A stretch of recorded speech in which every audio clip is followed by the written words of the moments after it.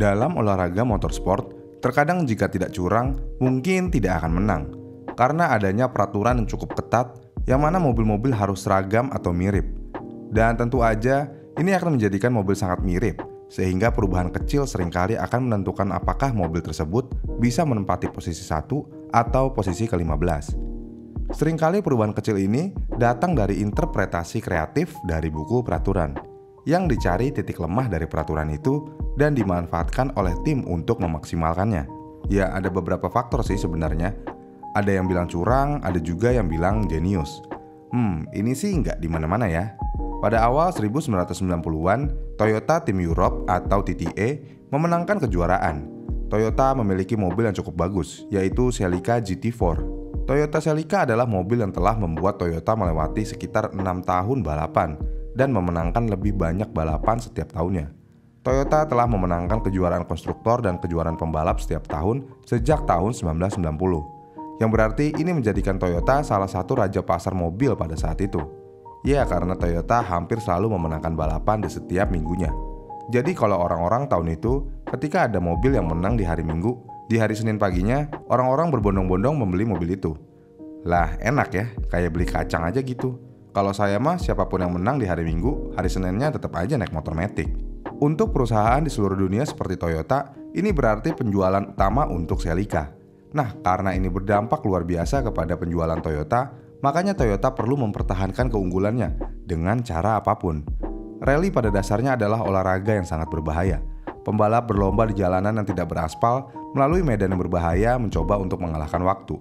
Penggemar rally berdiri beberapa meter dari mobil dan terkadang membuat belokan hairpin yang tajam menjadi lebih sempit gara-gara penonton ini. Dan tentu aja menjadikan titik buta bagi pembalap. Gara-gara ini selalu ada aja pertarungan antara dewan pengatur balap yang menginginkan mobil lebih aman. Dan ini tentu aja bertolak belakang sama semua orang yang menginginkan tontonan yang spektakuler.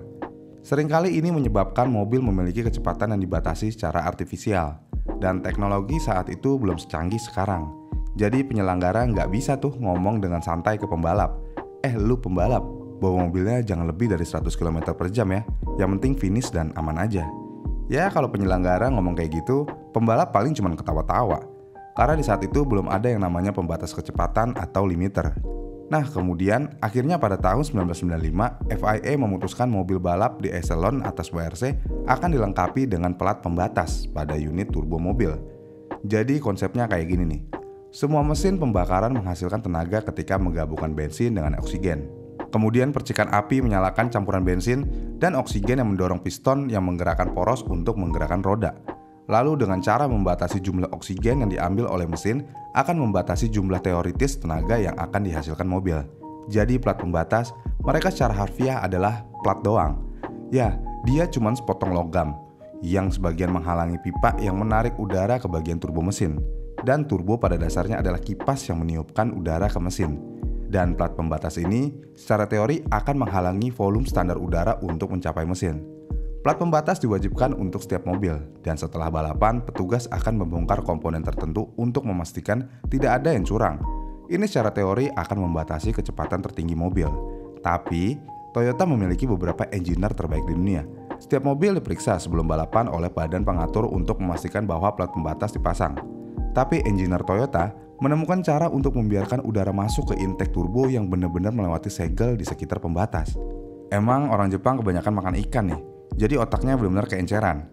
Selain itu, ketika mobil sedang bergerak dan turbo diaktifkan, plat pembatas akan mundur beberapa inci dan ini sepenuhnya menghilangkan efek plat pembatas. Beberapa juri dan teknisi terbaik telah memeriksa mobil untuk memastikan kejahatan seperti ini tidak terjadi. Faktanya, rekayasanya sangat bagus, sehingga ketika turbo dibongkar setelah balapan untuk diperiksa, juri tidak dapat menemukan bukti bahwa udara ekstra telah melewati turbo. Ini karena Toyota telah memproduksi pegas dan klip khusus yang akan memindahkan plat pembatas untuk tidak menghalangi jalur udara. Tetapi ketika turbo dilepaskan, pegas akan mengembalikannya ke posisi sehingga tampak bahwa semuanya normal. Gila banget ya. Ini sih bukan memaksimalkan kelemahan buku panduan, tapi emang kecurangan yang jenius. Perangkat tersebut memberi mobil sekitar 25% udara ekstra yang masuk ke turbo, yang menambahkan tambahan 50 bhp atau brake horsepower ke mobil. Mobil-mobil yang berpacu di WRC pada saat itu memiliki sekitar 300 bhp, dan tambahan 50 bhp memberi mobil keuntungan besar. Dan akhirnya Toyota ketahuan juga melakukan kecurangan. Ya, sepandai-pandainya tupai melompat, ya pasti akan jatuh juga.